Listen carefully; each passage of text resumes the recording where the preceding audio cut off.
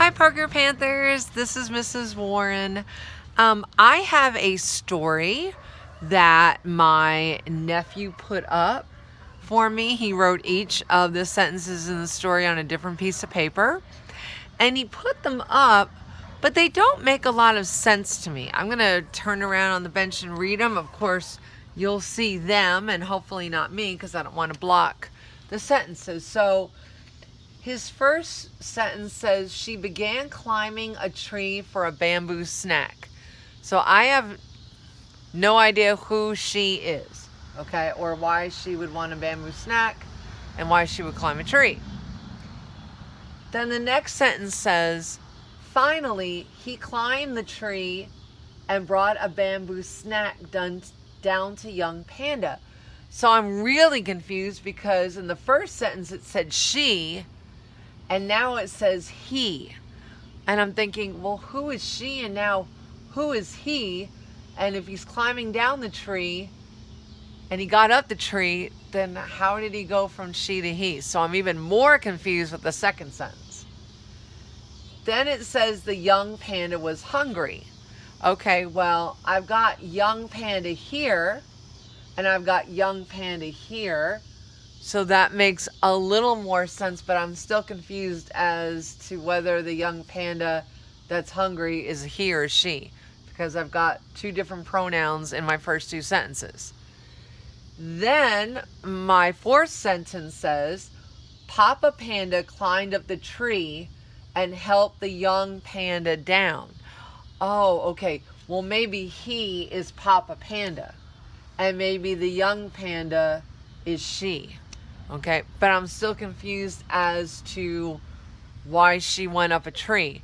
But then my last sentence says, she looked down from the tree and became too frightened to move. Oh, so maybe she is the young panda and she goes up the tree, but then she gets scared. Okay, I think I've got that. So I am going to rearrange my sentences to hopefully make them make sense. Because like I said, my nephew wrote this, but then he cut it apart and then he put it in what he thought was the order, but obviously he was confused about the order. So let me change some things around. So I think I want to start with the orange one. The young panda was hungry. That seems like the reason why a panda would go up a tree. So let me make that one the first sentence. So I'm going to take away the green. And I'm going to take away the orange. Uh-oh, it's also stuck by the yellow. There we go. And I'm gonna make the orange one first. Alright, so get out of the way, blue one. Alright, this is easier. This will be done easier on a board than it would on a fence, but hey, we gotta make what we got work. All right, the young panda was hungry. Okay, so if the young panda was hungry, what would she do? Okay, she would go get some bamboo, right? Because that's what pandas eat, bamboo leaves. Okay, so now that's where this green one should go. She's hungry, so she goes up a tree for a snack. Okay, that makes sense. Now what happens? Oh, remember it said down here that she was too afraid when she looked down? You know, some people are afraid of heights. Maybe some pandas are afraid of heights. I don't know. I don't have any pandas. Cats, dogs, we've got squirrels and hummingbirds and lizards and, well, had a dog, sorry. Don't have one now. But we'll have one again someday. But anyway, I've never had a panda, so I don't know how pandas think. But so this makes the most sense. I'm going to bring this one up here now. Okay. So I know she's a she. So it's the panda's hungry. She goes up the tree for a snack. She looks down. She gets scared. Apparently she's afraid of heights. She's too frightened to move. Okay, and then look at this. The yellow one, Papa Panda climbed up the tree and helped the young panda down. Okay, that kind of makes sense. That would be, I'm gonna need one more push pin to make that yellow one stay in the right place. So put that there.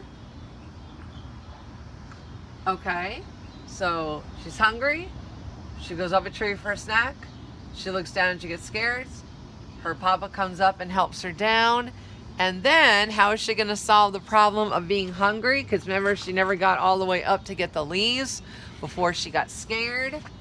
And so now we've got, finally Papa climbed down the tree and brought a bamboo, finally he climbed the tree and brought a bamboo snack down to the young panda. So now that makes sense. So in order for a story to make sense, whether you're reading it or whether you're writing it, it has to be in order. We call that sequential order, sequence. Things happening from one thing to the next thing, and then finally the last thing. So when you read a story, authors write in sequential order, usually, unless they're trying to do backflashes, which you guys won't learn about that for another year or two. But anyway, it's really important that you understand as writers, you also have to make sure that you tell your story in the events in which they happen. You know, sometimes you leave something out, right? You forget it, and then you think, well, let me just stick this down at the end, but then it doesn't make any sense, and your reader's not going to get your story. So when you plan a story, it's important to get the details down and then reread through it and make sure that you tell those details in order so that your readers understand the story you're trying to say. Okay? So that is our really quick mini lesson. It's getting kind of late and everything's kind of wet because of the rain today. So I decided to do a short one today with sequential order.